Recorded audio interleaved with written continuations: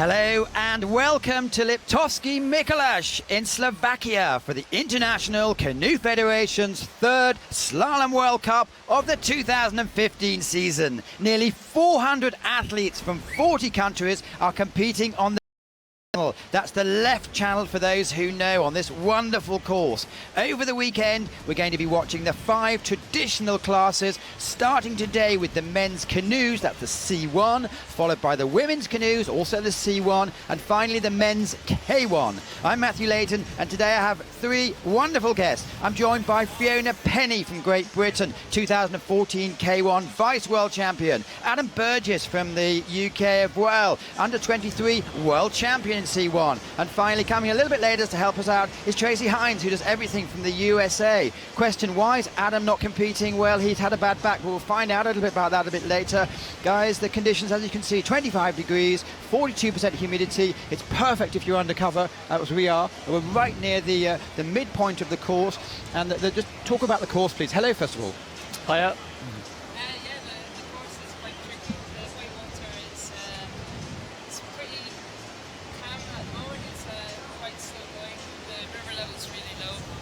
It's hard work for the paddlers to see at particular sections of the course where it's quite hard work.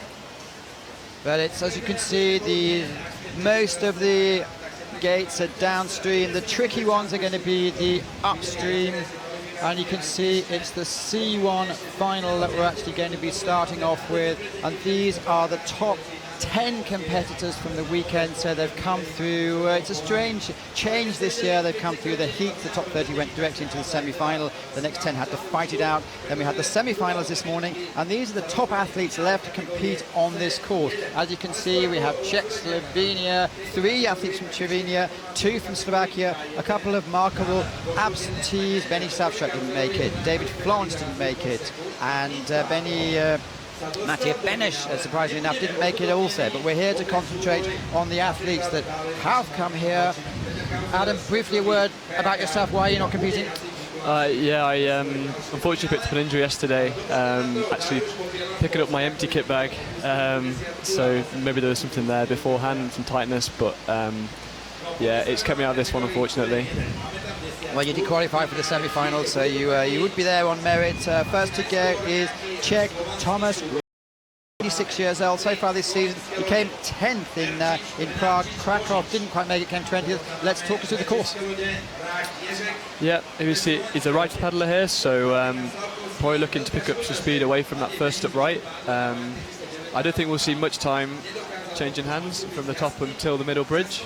I think paddlers are going to be trying to get into the tricky stuff without too many errors. And we see, just for basics, it's the red and white gates you have to go. They're called the upstreams. The green and white gates you have to go down. 2-second penalty if you hit a gate. 50-second penalty which puts you out of the game if you're judged to miss a gate. Coming under the first of several bridges. Yeah, this section's pretty tricky. The paddler has to go down through gate 9, keep the boat running through the edging line there where the water's a bit calm, and then cross over to tricky gate 10, and then again into 11. It's quite tricky behind the rock line. Well, there's a little bit of noise here because it's the best turnout so far for crowds of the season, and there's a few thousand Slovakians just in front of us, and obviously they're related to the Czechs. There's a lot of cheering going on. Yeah, the Slovaks love their canoe slalom, and the sun's out here. We've got a great course set, so I think we're in for a really exciting finals today. Well, 2 seconds penalty. As you can see on your screen, we put in yellow the penalties on which gate it is. So 2 seconds penalties on gate 2, automatically added to your time. Reference point, the fastest in the semi-final was Jonathan Mark from France. He came clear in 96.45. So your thoughts on that, Adam? Is that something to put down for the rest, or is that a bit of a disappointment? It's a solid start from Thomas. A bit unfortunate to pick up the touch. I think a 98. He probably could have seen himself in the top half of this final. The touch could move him down a few places, but let's see. It's a tricky course, so let's see how it holds up. We've got 3 Slovenians coming up now. Yeah, let's see what they can do. And also the Benny Savchuk, who's perhaps the Slovenian you would have put your money on before this course, is clearly not in the final. Yeah, you definitely wouldn't bet against him. I think it's quite significant to see that even though he's dropped out, you've got the other 3 boys all making the final. shows they've got real strength and depth in the C1 men class in Slovenia. And Anzi Bergic perhaps has something to make up for, because last week in Krakow in the second ITF World Cup of the season, he actually just made the cut, coming in 11th.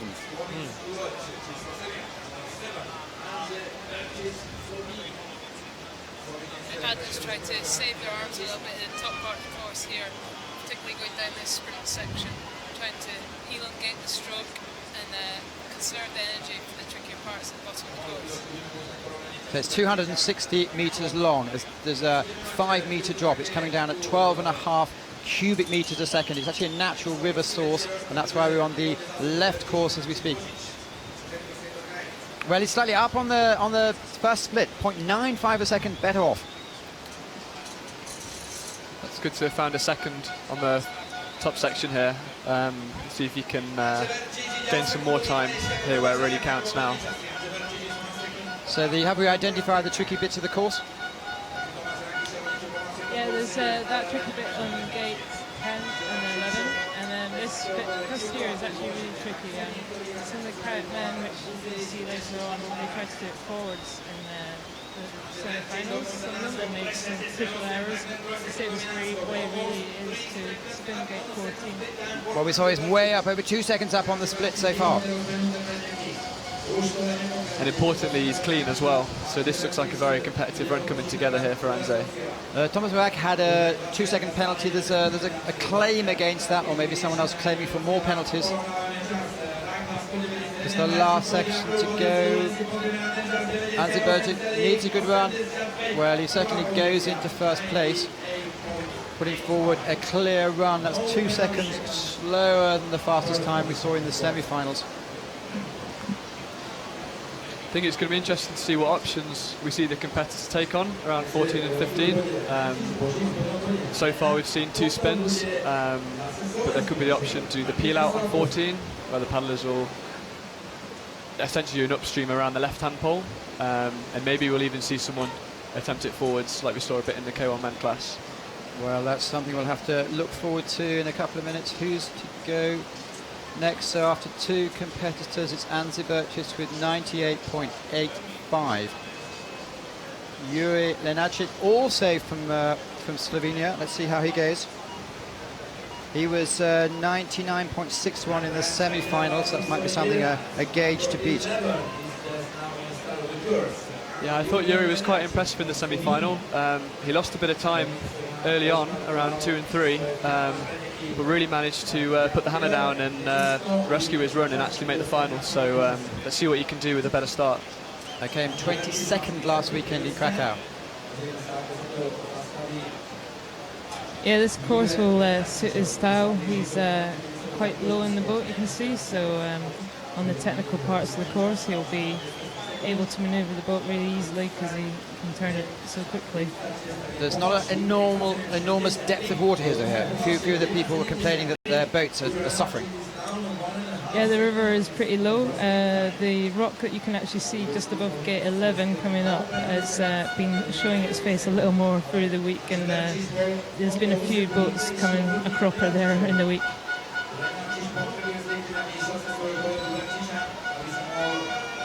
There he is on the mid-split.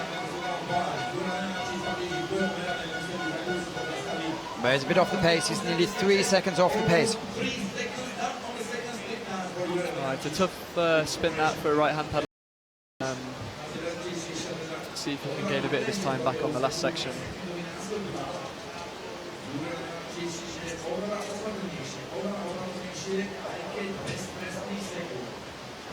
I look tidy. Yeah, he just needs to pull it into 20 now. It's good on his right-hand side. It's a good move, 19 to 20 for him, and then to pull away all the way to the finish. And he comes in, well, initially 4 seconds off the pace here. So to summarise the course, we have 3 or 4 long paddling sections and 3 or 4 tricky sections. So not unlike Prague, where it was constant go, go, go. Yeah, many of the courses these days are constantly, you're on it all the time, and it's quite unusual actually to have quite a sprint there between 3 and 4. It certainly benefits the stronger paddlers. We'll see how that plays out. So far, 3 of the competitors coming to you live from the side of the channel. It's a stunningly beautiful day. The wind doesn't seem to affect the poles, and it's going to be who is the current C2 world champion, which he gained his title with Sase Taliat in Deep Creek about 9 months ago now. So far this season he was 7th in Prague and 12th in Heat 2, so he didn't even make the semi-finals in Krakow. Yeah, I think we saw him in the final at the Europeans as well. So it's been a very good start of the season for Luka. Yeah, very strong left-handed paddler, and he looks good so far in this top section. Really nice around the up left gate 6. Yeah, the paddlers will be looking in that top section up to this bridge just here to keep it smooth, keep around the poles, keep off the poles, to get into the rhythm, ready for this section. He's nearly 3/4 second up on the first split. It's looking good this time. Yeah, very good around this middle section as well, these two tricky upstreams. Oh, I've just fixed it there. Well, so far given a 2-second penalty. As you can see on the screen, you see the close angle and the wider angle, just so you can appreciate what they're doing. Even with the 2-second penalty, he's still in touch. Yeah, often you can absorb the 2-second penalty if you've got the speed. Sometimes paddlers might start panicking and try and speed up at the bottom of the course to absorb it, but the aim of the game really is to try and keep to your plan and not try and panic about it, just keep around the poles.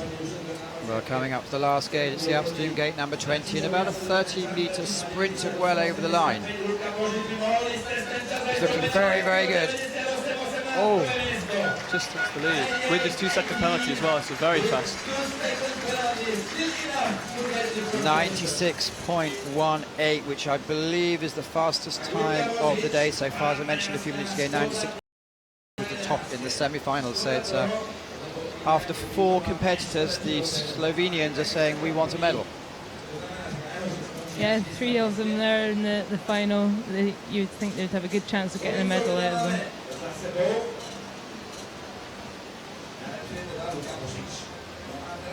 Just see there, he hit the pole with his, I think it was with his paddle on the way in. It doesn't matter what you hit it with, you still get a 2-second penalty no matter.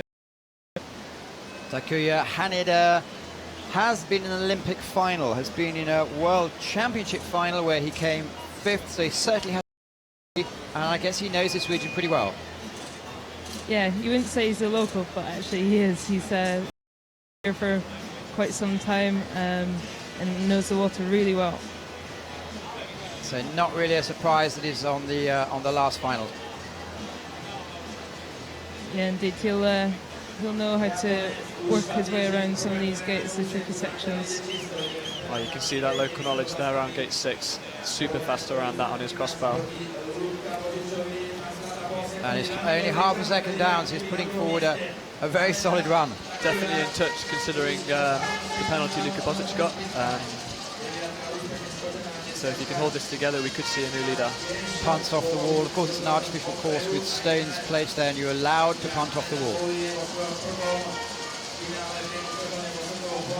Well, it's great to see there's local noise, which means there's local support.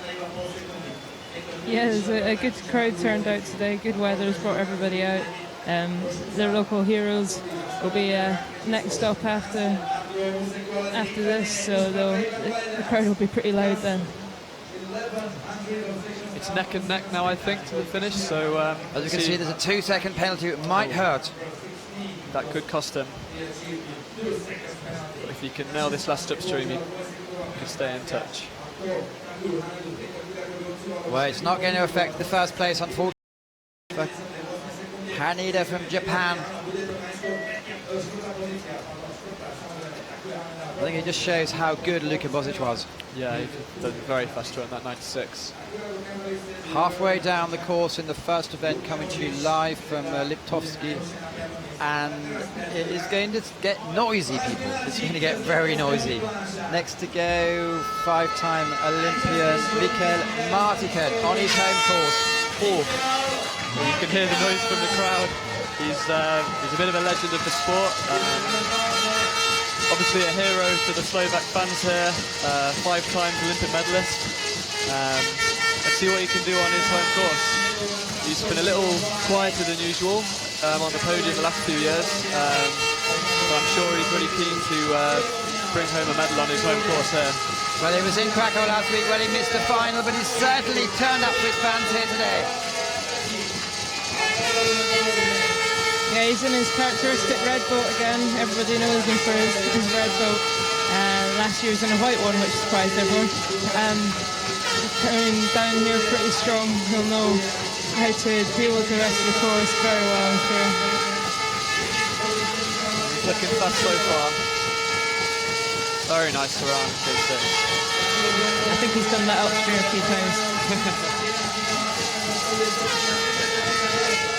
Well, he's 0.18 off, so he's certainly ends up 36 years old. Won his first World Cup at 16 years old. Martican's renowned for having exceptional edge control, so we should see him around these feature moves to be super in control here. Well, he must have done this thousands of times before. Let's see where he is on the first split. Well, he's 2.5 seconds up. Oh, he's flying. He's flying. The crowd are going mad for him as well. Let's see if he takes this move on forwards. He does. Oh, yeah, it's very nice. Well, this is exhibition stuff from Mikael Martican on his home course.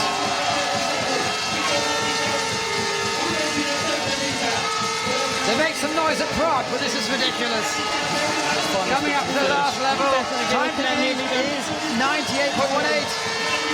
Right, 2.71 seconds up. That's comfortably the fastest run we've seen so far today in the C1 men. I'm pretty sure we just watched the medal run there. Will we see a smile? We've got his countryman up next, Slavkovsky, so we could expect similar noise. Hopefully a competitive time as well. This final's really starting to heat up. Well, Alexander Slavkovsky Sr. has been the mayor of this town for many, many years. He's the organizer of this race, so there's a lot of local support.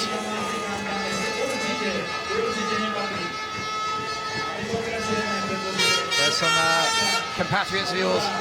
Yeah, looks like they're off for a physical session. Unfortunately, Kim missed out on the C1 Women's final, so she'll be going off for paddle in her kayak. I guess this is why Sasha Alexander Slavkovsky competes for the big races. Michael Martin has just put down the most extraordinary time, 95.47, which is 2.7. Puts a bit of pressure on Alexander, but it's pressure he's used to from his countrymen. Off to a great start so far. We saw Martican was in touch, but slightly down on the first split, so let's see if Slavkovsky can be a fraction up on him. He's the opposite to Martican. He's a right-handed paddler, so he'll be doing the moves. Well, half a second up. And Martin was 0.2 down, so 0.7 seconds quicker. Yeah. I think we have a race. Very, very nice round the upstream gate 10. Slavkovsky's a very different figure to Martican. He's much taller, longer levers, and he gets a good reach from the paddle.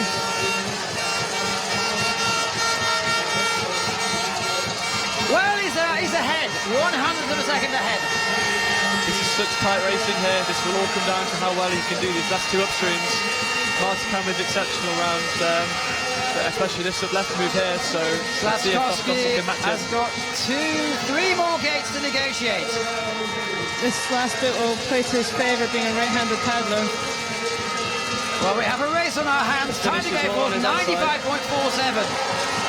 How much does he want it? It's going to be close. No. 200th of a second out of Martican. He claps with a massive sigh of relief. Well, it could have been closer, but not much closer. Yeah, he got a little bit stuck on the rock on the exit gate. He just had a little wobble, which would have probably cost him that .02. Exceptionally tight racing here. Well, that was exciting. 2 local heroes. 200ths of a second, and they're 2.7 seconds ahead of the rest. I guess that's what it's all about, isn't it? Imagine you two providing everything goes well in London for the World Championships. Yeah, it could be just similar for us. The local knowledge of the course, it could be very close between the British and also the rest of the world. Well, here we go. Sidiris Tassiadis has an Olympic medal. It's going to be quite calm now because I don't think we're going to have much cheering for him because the Germans are very reserved. And let's see how he goes. Yeah, they're a little more quiet than the Slovak supporters here, but off to a good start, and he can certainly challenge that time set by Martican. Well, it's 4th in Prague in the World Cup. So think about his style, because it's quite a short paddle, isn't he? Yeah, he sits very low in his boat, so he can turn very fast. He's very stable. He's having to work very hard to move quickly in a straight line. We saw the tall Slavkovsky, who's just gone with long arms, long reach. He can move the boat very fast in a straight line, so I think Tassiadis has got to take his time back by being just really close to the poles and really fast around them. Well, we saw he's still in touch. He's 0.7 seconds off the pace. So this would be bronze medal pace. Yeah, CD's really good under pressure. He demonstrated that at the Olympics with a silver medal there. Looks like he's picked up a 2-second penalty on gate 11. I think he just clipped it with his bow on the outside pole. Remember, doesn't matter what you touch the pole with, it's still a 2-second penalty. Another forward move. Well, this is going to... Very nice. It's the same line as Martican there on the forwards, but he looks not quite as crisp around the upstream. It's not surprising. He probably hasn't been down it 1,000 times. Yeah, doing the move gate 17 forwards is actually benefits the left-handed paddlers. Well, polite applause from the delighted audience. Yeah, they'll be very quiet now, wanting to keep their country in first and second. So far, the provisional places put Martican 0.02 of a second ahead of Slavkovsky, ahead of Luka Bozic. But we do have a real client, as they say, coming up next. It's 38-year-old Stan Jezek, who can do magical things. Is this course suited to him? I'd say so. Some of the upstreams, we can see Jezek's trademark style. He really winds his body up. He's very flexible, very tall, and he can really whip his boat around very fast. So, yeah, I'd expect to see some very quick upstreams around gate 3, 6, and 11. Maybe the ones against the wall, he might have to reserve himself a little bit, but let's see. Another tall paddler, a very long stroke, so we should see him not having to use as much effort as maybe some of the shorter guys on this long sprint here now. You were saying, we're asking what's the trick, what's the secret of your success? Is I try and always go faster than the water. That sounds about right. And he's got the experience to respond to the times that have been put down. If anyone's going to do it, then it'll be him. Yeah, won the race in Prague, and he also organised the race in Prague, so he's multi-talented. Well, he's 1/4 second up. That's going to keep the crowd quiet, rather. Seems to have a very chilled out approach to racing. Looks like he really enjoys himself out there, so I don't think the pressure of the early fast times are going to affect him too much. It looks like he's putting a really good run together so far. Let's see where he's on the second split. Stan Jezek from the Czech Republic. Well, he's dropped off a second now. He's 0.6 down. Yeah, he struggled a little bit around gate 11. He had to work pretty hard around there. I reckon that's probably where he lost his time. Choosing to go for the spin there as a lefty, that was not what Martican did. Well, here we go. We'll see him wind himself up here in the last upstream. Yeah. And away to the finish. Let's see what this is. Well, bronze medal would be 98 or 1.8 or any better. Well, that's the perfect result for the Slovaks. They cheer on their cousins, but not if it case they're against another Slovak. Yeah, it's a good run from third place with one boat to go. We could see him on the podium. And it looks like Slovakia are now guaranteed 2 medals. Well, that's what the game's all about. Matej Beneš missed the cutting as well, disappointed at the end of that. Although he did say it was not his favourite course. when we talked to him a couple of days ago. He looked very strong in qualifying, and I think he's broke his paddle in the semi-final, and it looked like that around the last 2 upstreams. He looked a bit tentative on his stroke to not cause any more damage to it. So a bit of a shame to him to miss out.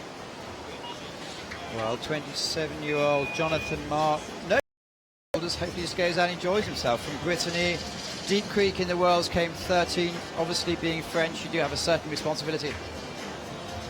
Yeah, awesome C1 paddlers from France generally. Very nice style, very smooth, very composed. And yeah, even when they don't send their A team, there's a few of the younger guys out here, and they're all still producing top performances. A lot of strength and depth there. The sea areas on this top split. Well, it's very much in touch. He's 0.18 off the pace. So that's exactly the same as Martin, I believe. Yeah, he's looked very efficient on this top section as well. He looks like he saved his energy well, so he's got some power in his arms for these finals. Very fast upstream around gate 10. Yeah, he let the glide a little bit further past gate 9, which meant that he could come back up at gate 10 from below, and that made gate 10 much easier for him. I think we could see him slightly up on this split here. Oh, he's just half a second down, but definitely in touch. We've got just over a second gap between second and third place here as well, so that French set by Jezek is definitely under threat. Frenchies are trying to run down the course. It's not so easy here, but they're doing some success, cheering him on. Well, I don't think he's going to threaten the top place. The medal would be at 96.78. That's possibly out of his touch as well. He didn't quite get his jump over gate 19 so well, so he got a little bit stuck in the back of the start of 20. Well, unfortunately, they're not cheering Jonathan Marks. They're cheering a home victory. Michael Martigan, as you see in your picture. There's a smile. There's 3 legends of the sport. Every time I see Mark, I can ask him how he is, and his response is always perfect. And I think that's what his response will be now. Well, we'll certainly find out when we chat to him later. But that's well, that's a good way to warm up the crowd, I suppose, on a lovely day in Slovakia. Definitely, they will have really enjoyed that. And we've got another Slovak coming up later in the K1 men. Martin Halsen, who spent most of the morning with his little child. Anyway, here are confirmation of the official results. Slovakia gold, Michael Martikan. Slovakia silver, Alexander Slavkovsky. And Czech Republic bronze, Stanislav Jezek. It couldn't be any better for the locals. Yeah, perfect result for them. And the Slovenians just missed out on the medals there. Well, we're going to have a little bit of a change here. We're going to see how it works out. Fiona Penny's going to be back for about 20 minutes or so. And we do have a specialist C1 athlete coming in. It's Tracy Hines from the USA.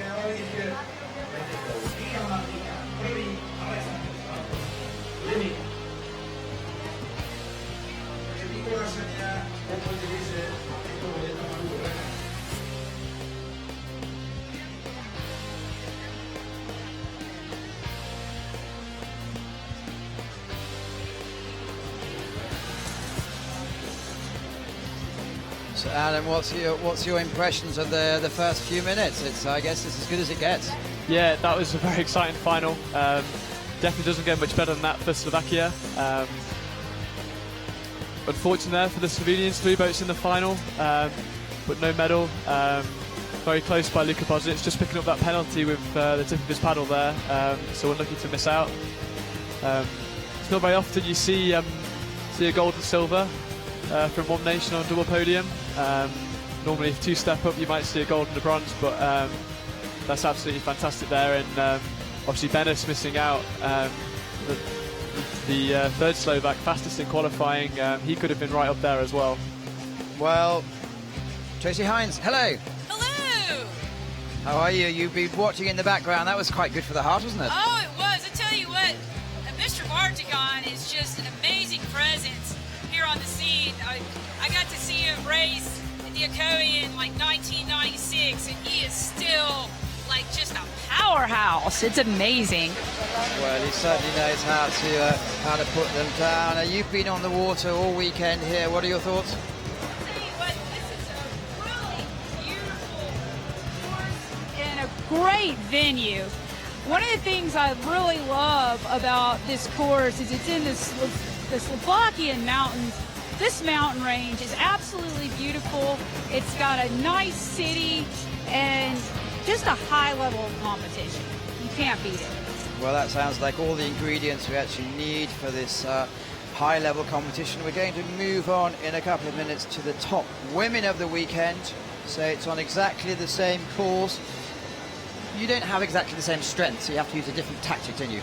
You really do. And what's really neat about watching these women emerge in the C1 class is they've really had to develop their own special technique. You know, a lot of us are a lot shorter, so we don't have the reach that my cohort Adam Burgess here, who has like the longest arms of all the C1N. So we really have to do, like, we have to switch our hands a lot, and we have to, instead of cross-stroking, and then we'll just use our features, and we really have to kind of add just a lot of forethought when we plan, I think. Well, that sounds good. We'll develop that in the next few minutes, but on your screen we do see the athletes who've made it through. 33 started a couple of days ago. We saw the top athletes go in the semi-finals, and now we're down to finals day. Clearly we have a couple of the big names. Mallory Franklin, vice world champion last year. Rubler, under 23 world champion this year. Jess Fox, we don't need to introduce her anymore. And also some really, really good athletes. Well, a couple we have today from Ukraine, which is great to see. They've come up through the TIP program, which has been working incredibly well. And it's great to see all sorts of nations in this competition. First of all, it's Victoria Uz from Ukraine. Krakow, she came 17, so the step up is great for her. It really is. These Ukrainian athletes are really starting to make a presence on the scene with their powerful paddling and their just precision and skill. So it's really impressive to see them out here doing so well.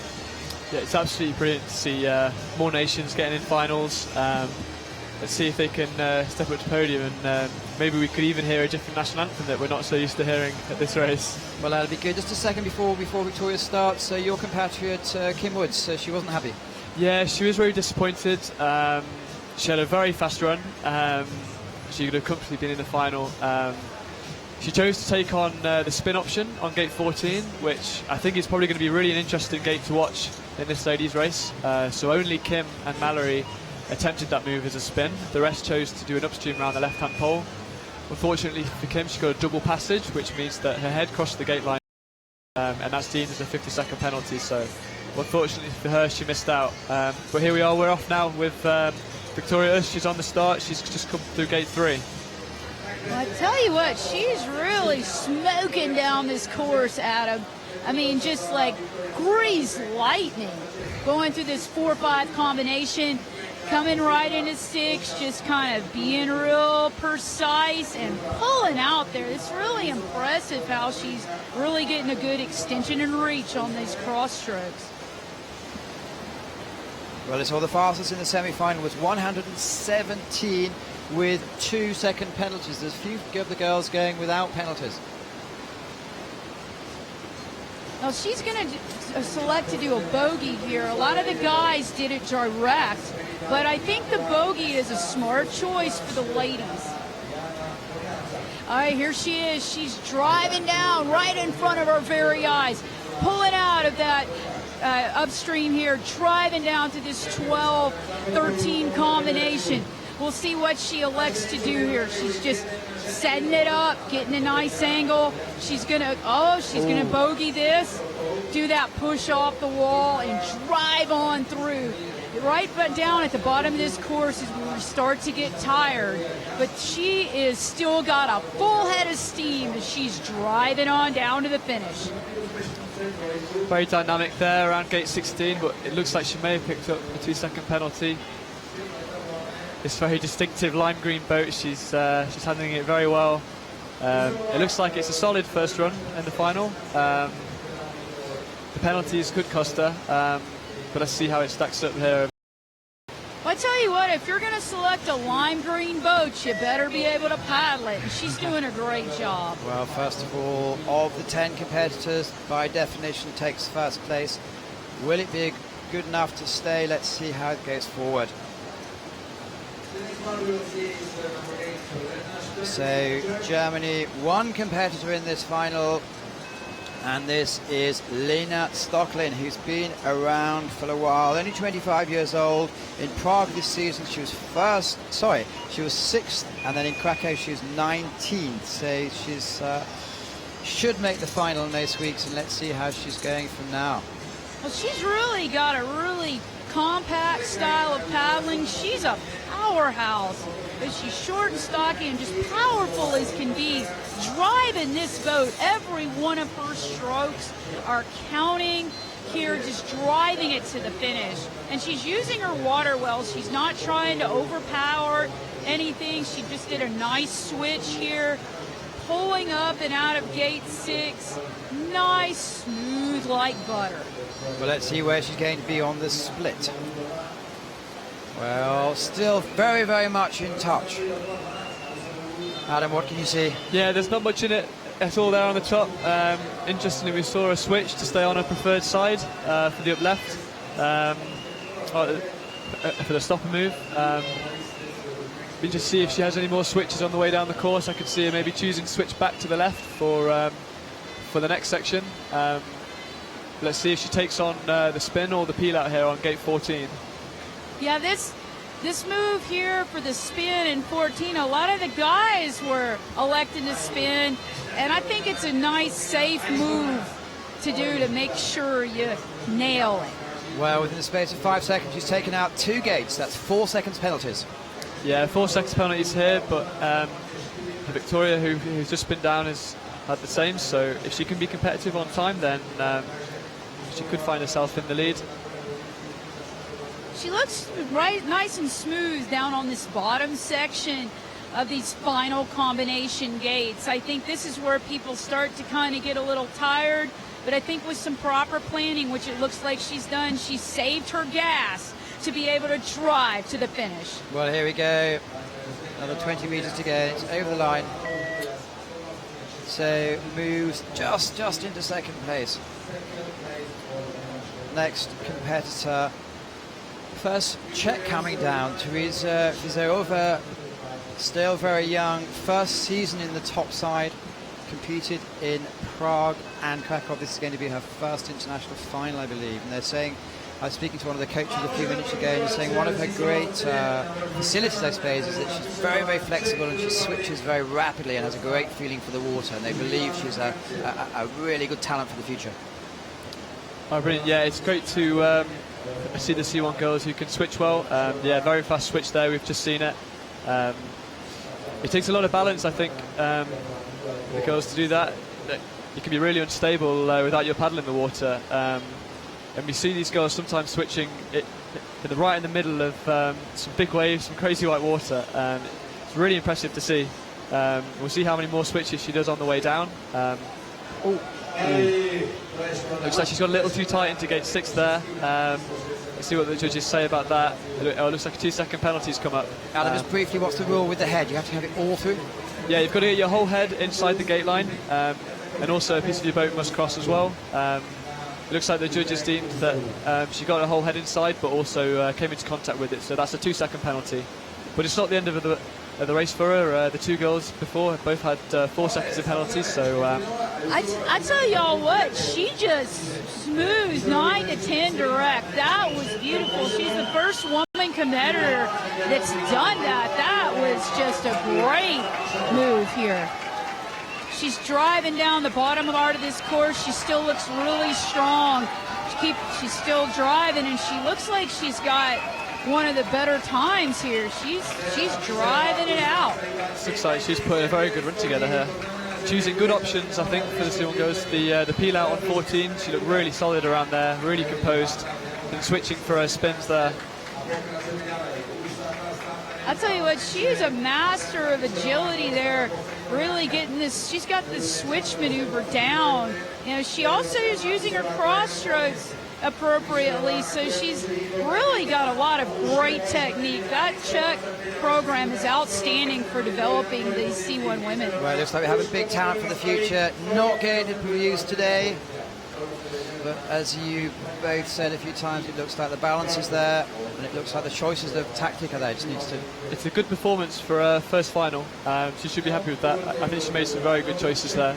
It can be easy to get a bit ahead of yourself and maybe try to take it on too much, especially if you're young and don't quite have the experience. So it was good to see her keep her head mostly there.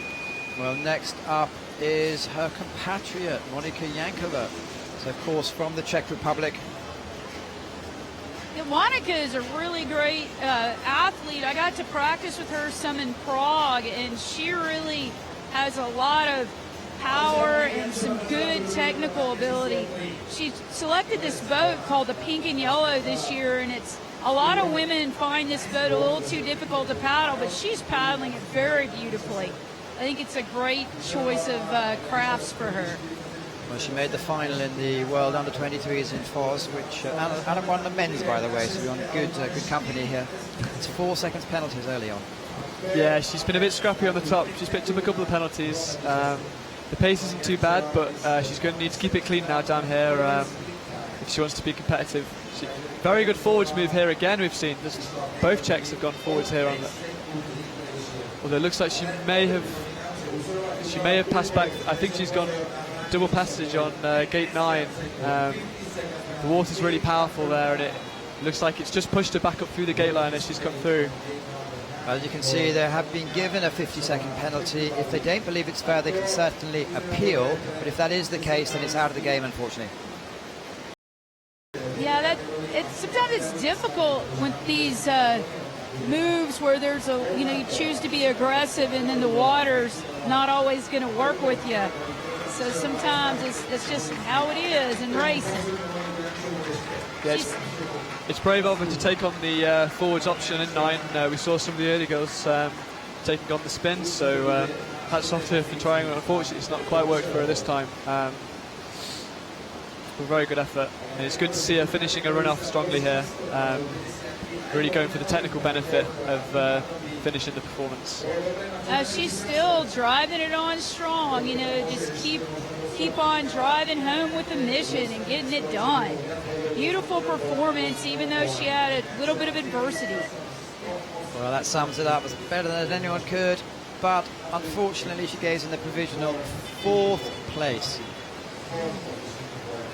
Not sure the young ladies are going to stay there with the pedigree of force that's coming down, but they actually did make the final, which is great. Next to go is Vicky Dobrodowska from the Ukraine. I've rarely seen someone more excited than she was on the podium last weekend. She was hugging and crying and all sorts of things where she came 3rd, which is her first World Cup medal in the C1. She's been on the scene for 5 or 6 years again, and now the beneficiary of the TIP campaign. Yeah, absolutely brilliant again to see Ukrainians here in the final and on the podium last weekend. Let's see if she can do it again. Her compatriot is on the top spot currently, so we can see a bit of a showdown here. I'll tell you what, I really like her boat design. This is really cool to see people put a picture on their boat, and it makes it more interesting. So she's really doing a great job paddling this flashy design boat here. Let's see if she's going to do this kind of interesting directly spin move and come on into 10. She picked up a penalty there, but let's see if she can kind of pull it out on downstream. She's a little low into upstream gate 11, just having to fight hard here to get up and above the pole. Let's see how her middle splits comparing to the previous competitors. She's still driving on. I remember last year in Deep Creek, she's improved so much as a competitor and really paddling so well, since last year. So it's really great to see all the improvements she's made. Well, coming to the latter end of the course, as we saw, she's so far in contention for a bronze medal if she keeps up the pace. Yeah, the C1 women class as a whole, they really step it up year on year. Obviously their first World Championships was 2009. Now we see there's nations turning out multiple competitors that are really performing very well. Well, coming over the line, it's going to be a respectable time. Well, I was slightly wrong in the last few seconds because it was a very respectable time. She's just pipped the teammate there, and I think she's done it at the end. She kept it really solid at the bottom. 2 good upstreams to finish, and she snuck into the lead just about. But let's see how that time holds. We've got some very strong competitors coming up. France pretty much always has a client competitor in the final. It's Lucie Badu now from France, 21 years old. Yeah, she's also competing in the K1 class. We saw her qualify yesterday with a good second run in the heats. So she'll know this course very well. She's picked up an early 2-second penalty. I tell you what, it's no easy task to race 2 classes. I did it yesterday, and I was worn out like an old shoe after I finished. She is showing some real power after, you know, racing 2 classes. She's still on point today and fresh for this competition. So her winter training program was outstanding. Look at these powerful strokes. Well, she's well up. That's an extraordinary performance in the last 200 metres because she's now, 100 metres rather, because she's now over 2 seconds up on the clock. Yeah, even with the 2-second penalty, much like we saw in the C1 men, Jonathan Marc, this French style, it's very efficient, it's very glidey, she's moving the boat forwards very well, and so far so good for Lucie. She's another great upstream there, gate 11. Let's see how her second split's comparing. She was up at the first one, so let's see if she held that advantage. I tell you what, these French athletes are so poised as they go down the river. I've gotten a great opportunity to paddle a lot with Fabien Lefebvre this year, and he's just really poised and graceful, and all the French athletes have that same poise and grace as they paddle and navigate these courses. Well, as we saw in the last bit, she's over 6 seconds up, so it's certainly hers to lose at the moment. It's a huge advantage coming into the final split. Very good upstream again. Let's see if she can keep this one going at the end here. Whoa, that was beautiful as she kind of ducked that gate there. As I mentioned, the fastest time in the semi was 117. The fastest time so far is 125 in the final. She's low in the last upstream. She's had to paddle back up for it. Let's see if she can. She had an advantage here, so I think she might still just go into the lead. Well, she does. So will there be any regrets of not pulling it ahead? As we saw, she was 6 seconds up at the mid-time split. It's still kept ahead. 6 athletes gone, 4 to go, and there is a asterisk by the name of Lucie Badu, so someone's appealing against something. Yeah, I'm not sure. She must have been close to one of the poles. One of the other nations must think that she's incurred a penalty that maybe she's not been given. So we'll see how that comes. And it's Vicky Wolfhard from Austria, another girl who doubles up. Yeah, very strong girl, Vicky. Like Trace was saying, to compete in 2 classes anyway, you've got to be strong. And I've seen Vicky paddle in the C1 the last couple of years, and already they're quite an established kayak paddlers, so she's got a second bite at the cherry now in C1 as well. She's paddling very well. She is moving that boat downstream, breeze lightning through these gates.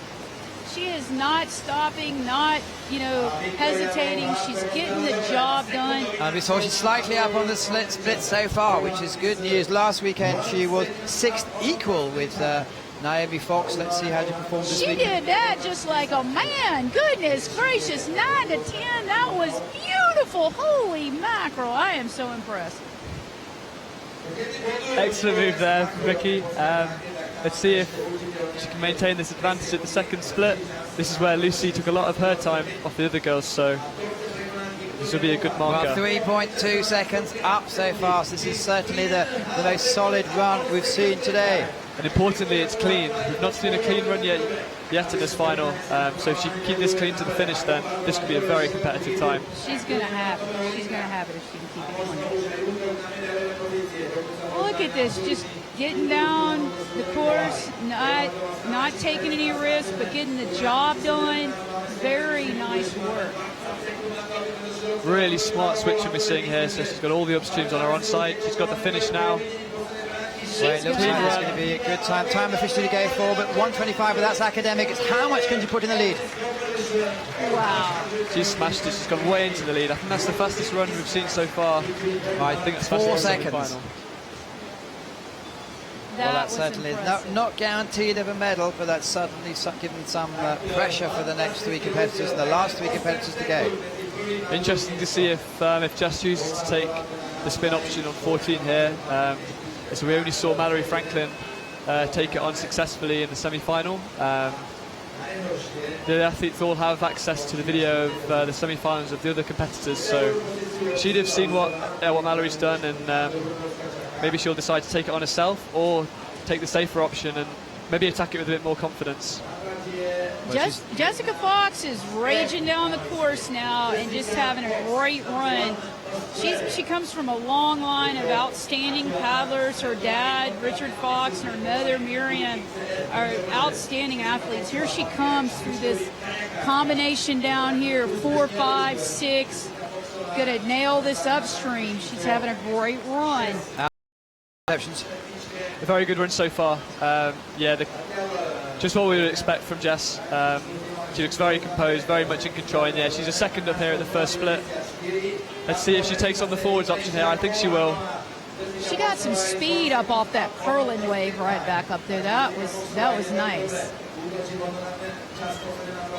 Yeah, she's good up through gate 10.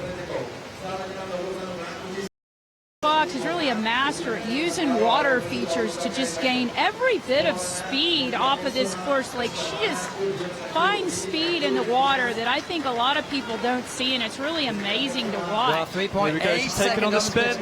Nice. She's taking the spin on. It's very fast. She's obviously seen what Mallory's done in the semi-final and decided she'd like to go that herself. And this is going to be a very fast run. She's Oh my goodness. uses her switching very well. She's always on her onside. She's good on her crossbow. She doesn't like to use it. She doesn't have penalty, to. I believe. The time she's got to go for is 117. I think we're going to have a new leader here. Here we come over the line, and it's certainly a medal. 5.81 up. Nice. Very, very fast. Jess What a Fox, beautiful run. What a beautiful run. And Jess is one of those rare athletes who can beat the competition in the Worlds in 2013 by 13 seconds, and in Tashkent last year by 15 seconds. So she's certainly on form, capable of doing something special. But the next 2 athletes to go are also capable of putting down some very, very hot results. Yeah, that's exactly what we'd expect from the current world champion. Really good performance there. In kayak and C1, don't forget, she Double is world a champion. double medalist. Anyway, let's concentrate on the next 2 athletes. It is the current under-23 world champion from Spain, Nuria Villarrubla. I tell you what, Nuria is just a very stylish, classic, graceful paddler. I've gotten the chance to train with her some in Spain, and I just love watching her. She really gets the job done in a very poised and beautiful way. So it's great to just see her race. Yeah, all the Spanish, they've all got very nice style, a lot of them very light, very smooth like the French, but also very dynamic. A real pleasure to watch the Spanish paddlers. It's like a very festive, flashy salsa dance with the water when I watch these Spanish athletes. It's so exciting to see them navigate these courses in the dynamic way that they do. Well, the salsa's coming quite good today. She's just 1 second down from Jess Fox, so certainly ahead of the rest. I tell you what, these girls are coming screaming through this combination. It's like they're a lot lighter than the guys, and I've seen some of those girls just come out through there like a rock skipping on water. It's amazing to watch. Oh, she got a little penalty there, but she's in great control, very poised. Even though there's a little adversity, she got it back together and is driving down this course with very good style. Oh, there's a bit of a challenge. Still getting it done, keeping her cool. So Adam, tell us what happened. Yeah, she's capsized there, she's caught her edge. The water's really strong in there. It's very boily, you've got to be very strong on your edges. It's interesting, the judges are going to go a 2-second penalty, so we saw the pole swing in, so she's hit that.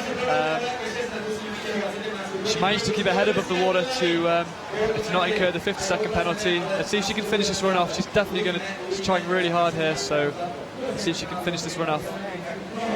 She's really got a lot of heart, just keeping on going despite that little adverse condition there. She's just driving on, and I think she's still going to come up with a good place. It is shallow in there, so hopefully she's not hitting any of the rocks. This is why the paddlers all wear helmets. Well, she's not had to use it. one competitor gate, so I cut you off there. It's Jess Fox. There is an asterisk next to her name, so I wonder if it's a positive or a negative. Anyone can peel against anything. It's a bit of the Wild West here, but so far, provisionally, she's 3 points ahead of Vicky Wolfhard from Austria. One competitor to go. You must know her really, really well. Yeah, Mallory Franklin, absolutely exceptional C1 paddler. I've trained with her before, and yeah, she's very used to the big water. So where she used to train at Shepperton before moving to Lee Valley, so she's very good on the feature moves, very comfortable, very confident in big water. Nothing phases her, and she's been a consistent medalist right the way through Seal Women, being part of the Canoe Slalom program. She's very good upstream round gate 6 here. I think she'll be very competitive on this top split. Well, let's see how she goes. Well, she's 2.14 seconds up. This is really the race. She's flying here. This is a place where you can get a lot of speed right down that ramp of water, and just with that direct move. Yeah, she's controlled that speed very well. She's been flying through gate 9, and then she's really got good control. Here again on the stop move, we can see she's very solid.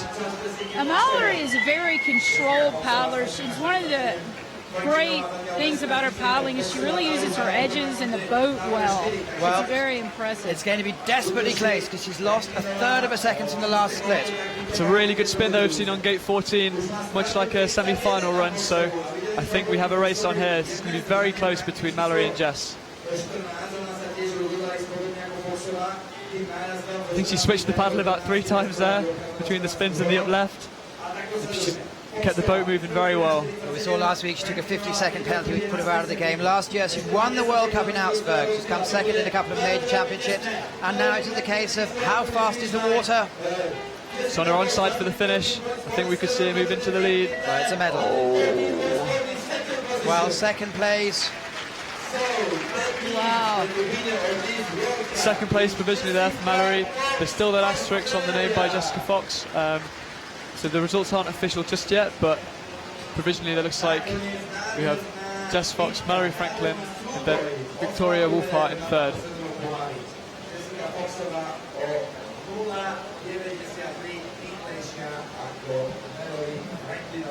Just to let you know that I'm hearing from my producer that results for the next moment are not official because Jess Fox, someone is appealing. They want to put on a 50. We're not sure it's going to happen, but that's why the results are actually not coming through at the moment. Just a quick interlude. Alexander Slavkovsky saw a fascinating run about 25 minutes ago. He was just 0.02 of a second out on his own course. And the question is, Alexander, how did you perform?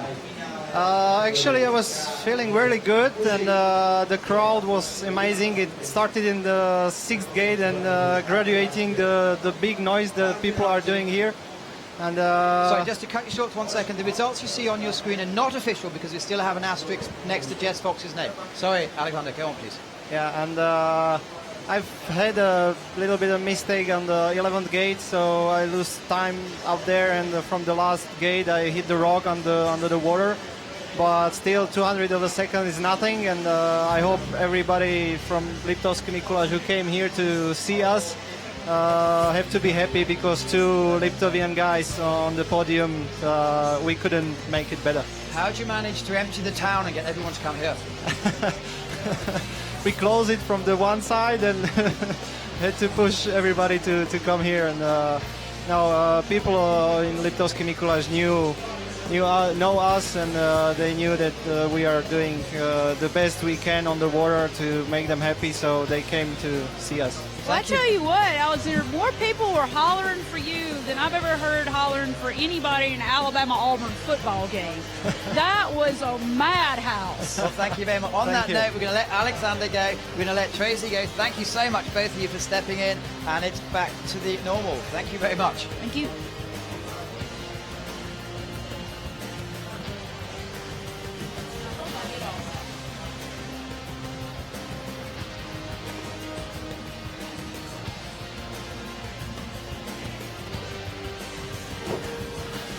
Well, major drama here. We're just hearing that the 50-second penalty has gone on Jessica Fox.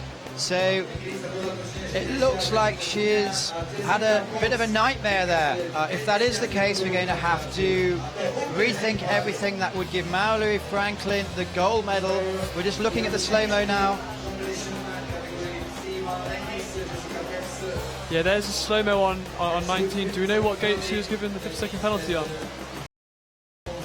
Because I believe it may have been on gate 14.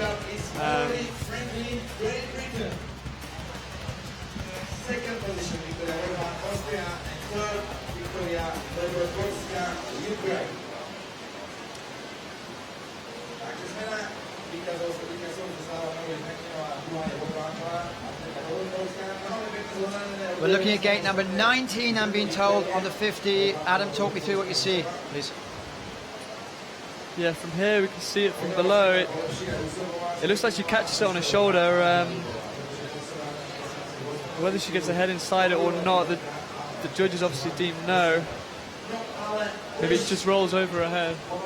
Fiona Penny, you're back in your driving seat. You're allowed to say anything you like as long as it is we've been recorded.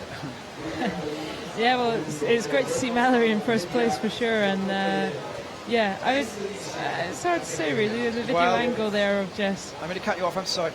This is the official results. It's Mallory Franklin who's been given the gold, Victoria Woolfhart's been given the silver for Austria, and Victoria Dobrodowska, so same as last week for Ukraine, has the bronze medal. So drama here, poor side, Jessica Fox deemed to have a 50-second penalty on gate number 19, and you've just seen that's the way it works. Yeah, it's a cruel sport at times. Rightly or wrongly, the judges have given her a 50-second penalty there. It's the way it is. It's a judge sport. It's a hot day. There are the video judges, so I'm sure they've had a second look at it at the slow-mo. But their decision is final. Anyway, I have to move on. This is the list of the top men from the weekend, and it is the final of the kayaks, and we have Vavra Hradilek, who looked lightningly fast with Matthew Bizizo, also looking incredibly fast. It's going to be interesting to see how they go. Peter Kauser's coming back to form after his horrific, perhaps not, but major injury last year at Lee Valley, and there's some I suppose Lucas Vero is perhaps the least surprised, or maybe the most surprised himself. He was 45th last weekend. It'll be interesting to see how he copes with the pressure. Yeah, there's a lot of big names there around him in the final. Might suit him being early off, so he can set the benchmark for the others. He's not chasing a time. He can go out there and give it all his effort and see what he comes out with. But I'm sure he'll enjoy the experience of racing a final with all these top competitors. Yeah, it'll be interesting to see how final fever hits him as to whether he cut these lines tight or whether he's just going to keep to his plan, keep around the poles and go for the smoothest line.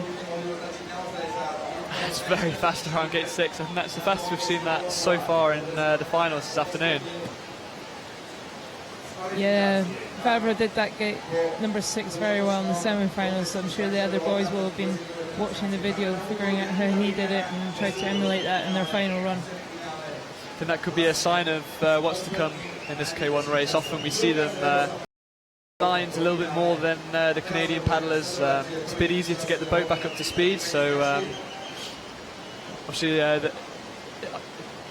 often we can see them ducking and diving around the poles, sticking their neck out, and really fast lines. But obviously with that risk, with those lines comes great risk, but also potentially great reward.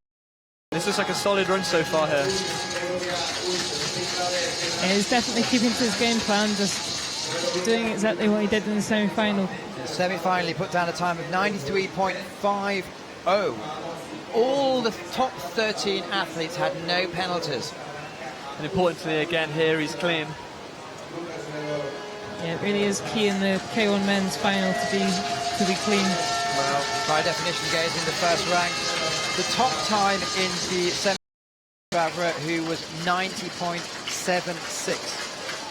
I say, just to note again, the top 13 were clean in the semis, which I guess is quite exceptional.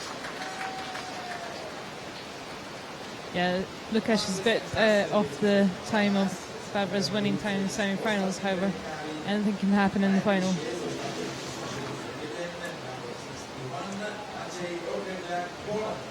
Well, Poland, he had a great cheer when they were coming down. That's Matej Oglecek from Poland. He was 8th last weekend after 40th in Prague in the World Cups.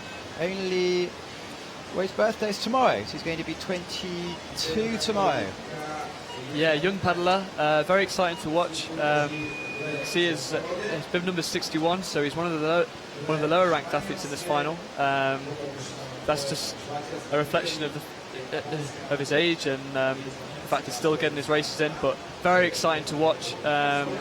We saw him in the final last weekend in Krakow, really impressed, and it maybe just looked like he ran out of steam a bit at the bottom.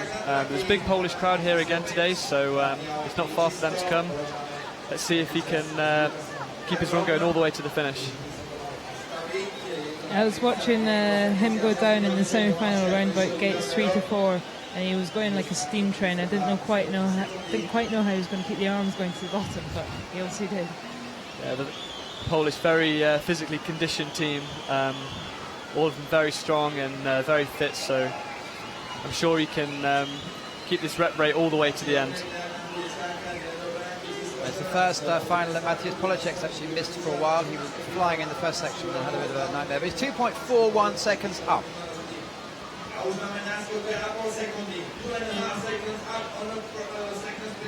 Yeah, so far nobody's risked the forward move in gate 14. They're going for the safer option of the spin.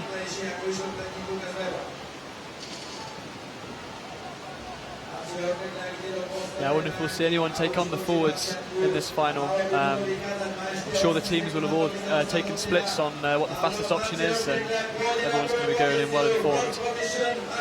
Well, he's actually, I can't read sign language. What are your interpretations of that? No idea. Wavy. It was very obvious that the last up there he lost a good amount of time. He chose to take a tight line to the finish line, and he definitely got stuck in the slower water and had to fight to the finish.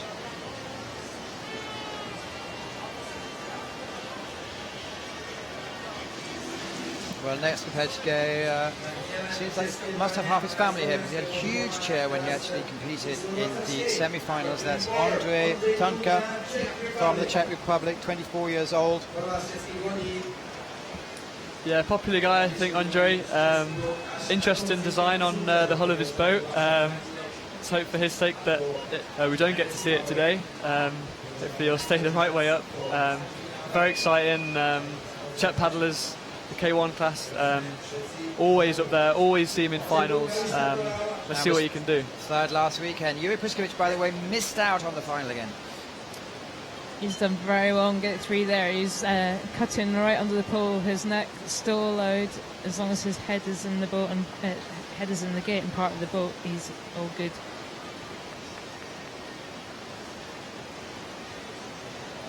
That's fast again there. We see the sweep coming out there on gate 6. He's down on the first split. He must have lost a bit of time away from the down in the eddy gate 2, because he looked good around the upstreams.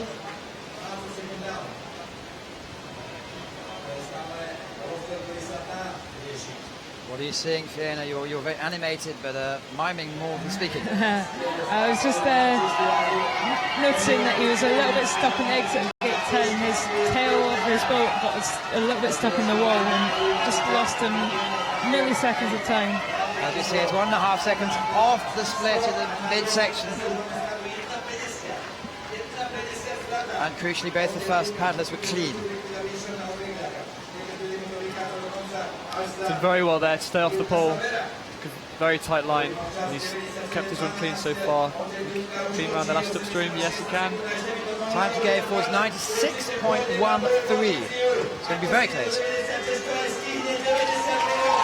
I think he's picked up some time on the bottom part of the course there, putting those last two upstreams very tight, and that's paid off for him. Yeah, he was very lucky around the second last upstream there. He came away from the spin with his bow pointing quite upstream still, and he had to fight his way to keep off the poles.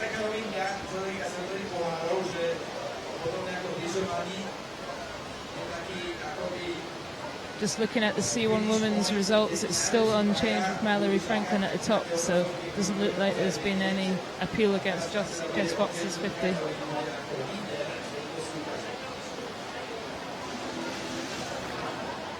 Just to clarify the situation, I'm speaking to my producer, and the 50 has been confirmed. So Mallory Franklin has a gold medal. And here we go is someone who certainly knows how to move the boat very fastly. It's Samuel Hannes from Spain. Yeah, very nice style, very exciting to watch. I was saying earlier about the Spanish, they've all got such a great style.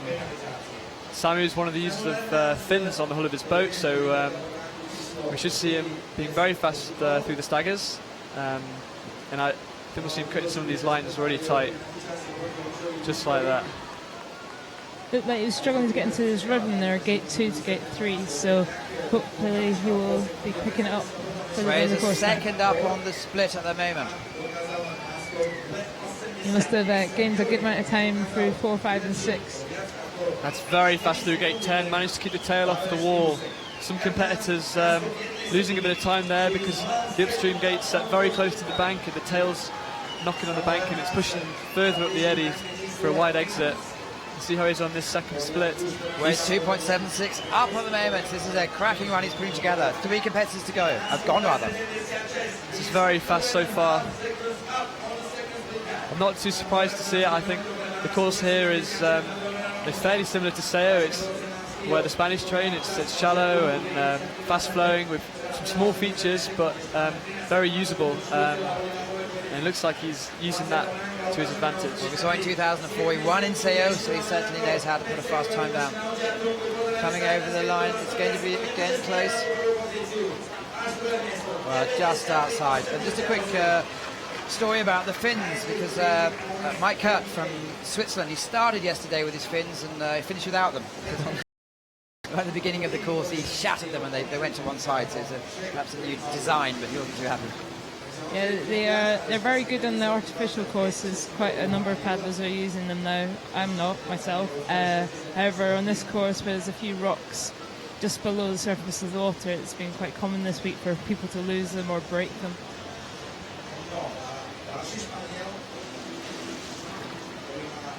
Well, that's the dreaded 50-second of save. If you just tuned in, Jess Fox, unfortunately for her on gate 19, she had the fastest time, but she was given a 50-second penalty to put her out of the game. Another Spaniard coming down is Juan Crespo. Yeah, you've got Sam's teammate coming up here. Let's see if he can make an impact on this top 3. He missed out on the final last week in Krakow, coming 14th. Fiona, talk about his style. Yeah, it's very dynamic, his style is.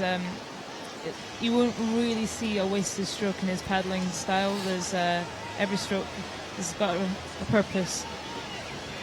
He's looking very efficient through that sprint.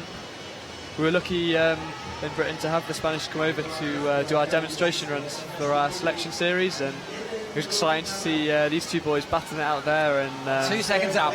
We've got them batting out here again, and he's 2 seconds up on the first split.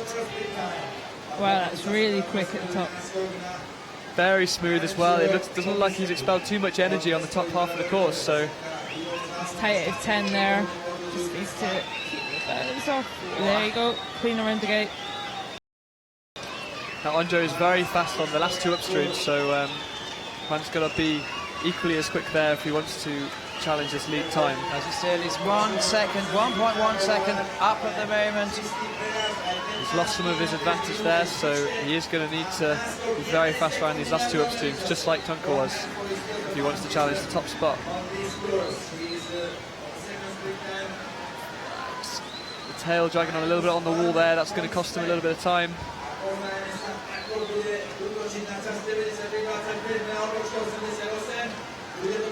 Sprint to the finish. Oh, he's digging hard now. Well, moves into 3rd place. So Ondrej Tunker from the Czech Republic, after halfway stage of the race, is still in the lead, but there's some rather frightening names to come. Yeah, Ondrej's had a good season so far. I think we saw him in the final at the Senior Europeans, and obviously picking up that bronze medal on his home course in Prague. yeah, that time he's put down looks very competitive so far. Obviously, we do have some big names coming up, but I could potentially see that holding out for a medal. Well, 95 was 3 seconds slower than Vavra Hradilek actually did in the semi-final, but he hopefully will.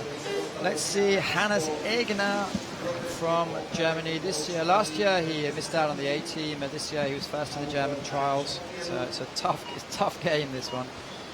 And let's see how he goes. Clear as we know, he's an Olympic medalist. Yeah, the German team are very competitive within their own team, so there's always some big names missing out in the top 3 spots for the World Championship team. But in World Cup races, they have the possibility of having more boats in their team, and that's why we see Hannes here. Sebastian Schubert sitting out this weekend. We'll see him back in Leseo, Harrow. So, Yes, early thoughts? Looking good so far. He's a strong German paddler, unsurprisingly. So going down to gate 4 there is very typical of their style. But it's slightly off the pace at the moment. Yeah, he's just a little bit down on the current lead time there, but he's definitely losing crucial time there. What happened? He went for the punt off the wall, where we say that they use the paddle to push themselves away from the wall, and then he missed it, and then he had to try again, and then the boils, where the water's all a bit gurgly almost, it messed him around a bit. Right, you can see that in the time, which is 2 seconds back. Yeah, he's had a solid spin there on 14, but I think that time loss on the up left has put him a little bit down. Well, we're going for 3rd place, would be 95.82. Very close to the pole there in gate 19. He didn't quite have the right angle to push over the stopper there, and he pushed him extremely close. Made some time up, however, I believe. Yeah, he's made a little bit of time up there. He had a really nice substream on his inside blade there on the last up, very efficient, and he got away from it well. Interestingly, we've seen another clean run. That's the first 6 competitors all clean. Obviously in the semi-final we saw the top 13 with all clean runs, so let's see if we can have a repeat of that now with the top 10 all clean. Well, let's see how Peter Kauser, he is a former world champion, he's a dislocated athlete from last year, Lee Valley, taking the time to come back. He's easing into competition again, perhaps it's from his results this season so far. Can he put down a big one? Yeah, I was paddling this morning, and I saw him warming up, and I said to him, "Oh, have a good day," and he says, "Oh, you will be surprised," because he knows he's not had a good start to his season, but he's gradually getting into it now. Yeah, it was a shame to see him get injured last year in Lee Valley, drop off a bit, but I'm sure he's an exceptional competitor, and I'm sure he can get himself right back up there and mix in the medals. Crucially, he believes he's the number 1. Well, it remains to be seen. I guess the proof is on the water. We've seen him be absolutely dominant back in 2009, and around that time, 2009, 2010, him and Daniel Mormente, both of them exchanging titles at one point. He did really well around gate 6, very typical. Well, 2.5 seconds up. 2.5 seconds up, and he's looked like he's felt no energy there on the top. It was so efficient. Exactly what we'd expect from Peter Kauser. It's looking like a really good run so far. Choosing the punt option there, but not slipping on the wall, so he's done well. Well, on boulders, it's a bit of a risk, isn't it? Yeah, he's very efficient. It doesn't look like he's trying hard, but believe me, he is. Well, 2.5 seconds up still, but that maybe lost a bit. Yeah, he got a little bit stuck in the eddy there, like he went a bit deeper into the eddy in gate 14 than he would have liked. But he's still got time in hand. He's going for the forwards. It's cost him, he's a little bit low into the left, but he's used the punt very well to get himself up and out in one stroke. Amazing how well he does this last gate. Well, it's 93.25, and it looks like he's going to do it.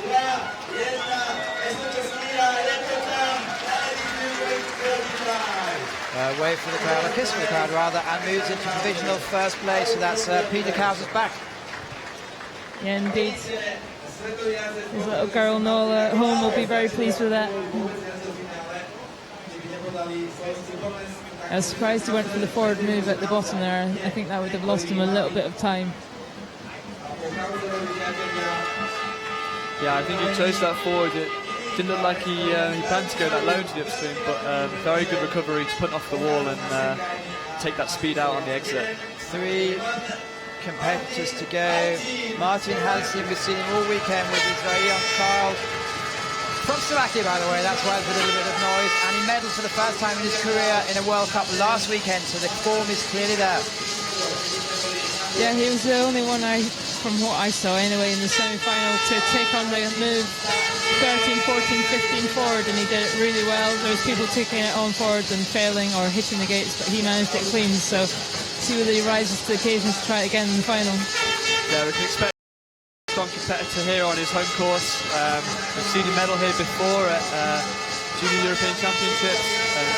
It looks like he's starting to make his mark on the senior circuit now with that medal last weekend. He knows his place inside out. He's done all of these upstreams thousands of times. But he's just down on the first split. It just shows just how fast Peter Kauser was there on the top. So he's got a little bit of time to make up here. But if he can pull out that forward move like he did on his first run, then maybe we can see him catch up a bit of that time.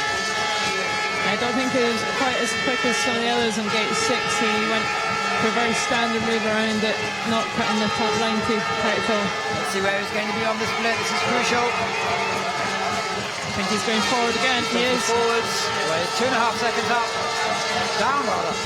Big cheer from the crowd there as he pulls that off. That's really impressive. Take that on in the final there. That takes a lot of guts to try and move like that. Maybe he's made up a little bit of that 2.5 seconds. I'm not sure if he could have got all of it, but he's quick there in the left. And very importantly, he's clean. So let's see if he can challenge on this top 3. Third time would be 0.88. He's going to have to fight for the line. He's going to be outside. Oh, that's not what the Lakers want. Just moves into 4th place. Yeah, he looked like he was taking it quite steady at the top, and I think that's what cost him in the end.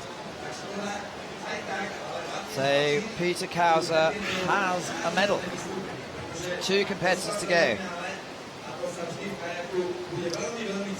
2 very fast paddlers and 2 very different styles as well. Mathieu's is very smooth, very French, and then Stavros, a much shorter paddler, big arms, and goes for it a lot harder. Yeah. Well, Mathieu here knows how to go fast and knows how to win on this course. He was under 23 world champion here in 2013, and he's been second in the semi-final, so we can expect a very competitive run here. And still no penalties yet in the K1 men final. This has been absolutely extraordinary. It's really tight. The only French competitor in the final, Mathieu Bierzizet. Let's see what he can do today.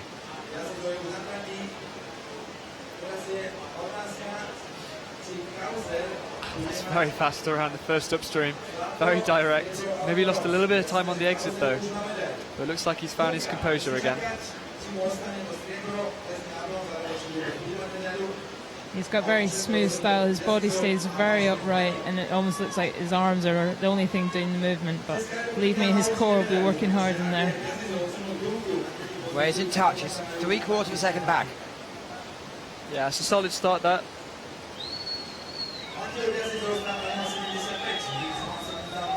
He's very good there, very tight around the inside pole of 10. Important he keeps the tail off the wall. We've seen lots of competitors lose time there from the tail slipping up the bank and causing them to exit high. Let's see if he's made up some of that time on the second split. Yeah, it really was. That is a massive 2 seconds up now. That really was beautiful stuff there on gate 10 and 11. Got in and out really quickly. Choosing to spin here. Peter Kauser is very fast on the forwards, so he's chosen a slightly safer option there. 1 upstream to go. Well, he's done himself proud. Is it going to be enough? The time crucial is 92. I think it is. Going to be close. I think it'll be enough. Yeah. Or not even close at all in the end. That's lightning fast. He probably lost a little bit of time going over the rock from the last gate, but the rest was so quick. Well, that might make up for the 50-second penalty from someone else a bit earlier. Indeed, his girlfriend Jess hopefully didn't hear anything about that and was focused on his own game at the top. Well, we just seen her running down, and she's at pretty much at the finish line, as you see. Peter Kauser recognises a good run. But it's not all over yet. It's Vavra Hadilek, who won last weekend, is last to go. And he certainly knows how to take on the pressure and please the crowd. I think we're going to have a lot of noise again. We had a lot of noise when he came down in the semi-finals. Yeah, he knows how to please the crowd, so they'll be getting right behind him. Yeah, very exciting to watch. He likes to take on some of the exciting options, and yeah, we've often seen him showboating, especially on his home course in Prague, and the fans love it. It's a real striking design on his boat. Just picks a Trojan Horse Warrior. And yeah, he's paddling it extremely fast at the moment. Great to see him on the top of the podium last weekend in Krakow. And see if he can match that today. It's been a very, very fast time set by Matthew Biazizu there. By far the fastest time of the day he put down. Oh, he's up. He's a third of a second up. Yeah, he was unlike Mathieu. He was around the poles on gate 3, and therefore had a bit of a quicker exit. So that's probably where he's gained the time. But Mathieu is really good at the bottom. So let's see whether Vavra can respond to that. Yeah, he's chosen to punt now on gate 10, so maybe he's taken a slightly longer line around gate 10 than Matthew did. Well, he's coming in front of us now through the grandstand. He's slightly down. He's 3/4 of a second down. Still very much in touch if he can nail these last two upstreams. Again, choosing the spin option here. Should put him in tight into the left. Does. Can he get away from it fast? One more upstream to go. I think he's going to challenge the top 3, but can he challenge the top spot? Well, it's 88. Bronze medal is 93. Second place, Matthew Biazizu has taken the gold. It's a good run. He looks happy with the second place, and looks like he's appreciating that exceptional time there by Matthew Biazizu. Important to recognise a very good performance when you see one. Well, Vavra Hadilek will find out all about his run because he's joining me here in the commentary tomorrow. So let's find out tomorrow. But so far today belongs to France. Yeah, Mathieu was on the podium last weekend as well, so that's two of them. 2 podiums on the trot. Really hard to take that kind of consistency into the K1 men classes, especially at the moment with there's just so many of them who are capable of getting onto that top spot. It's really impressive when you see them do it multiple times per season. Well, time for most people to go and have a beer, I think. I'd certainly recommend it. Adam and Fiona, well, not Fiona, no, not at all. Fiona, talk about your run yesterday. It was scintillating. Yeah, it was Stop, pretty I'm good. not going to stop. Cut you off. Official results. Matthew Biazizu takes the gold for France. Vavra Hadilek takes the silver for Czech Republic, and Peter Kauser takes the bronze for Slovenia. Back to you. Yeah, the run yesterday was pretty good. My aim was just to keep around the poles, keep it clean, and that kept the boat speed going, and it was quite a quick time, second place, so really pleased with the start. And watching this, we won't ask you how you're going to do, but watching this might give you a few ideas of where to go tomorrow. Indeed, let's hope so. Well, it's been a lot of fun for us. Thank you very much, Adam Burgess. Thank you very much, Tracy Hines. Thank you very much, Alexander Stokowski. Thank you very much, Fiona Penny. I'm Matthew Layton. Join us tomorrow. 2 more finals. It's ICF TV. Thank you for watching. Bye-bye.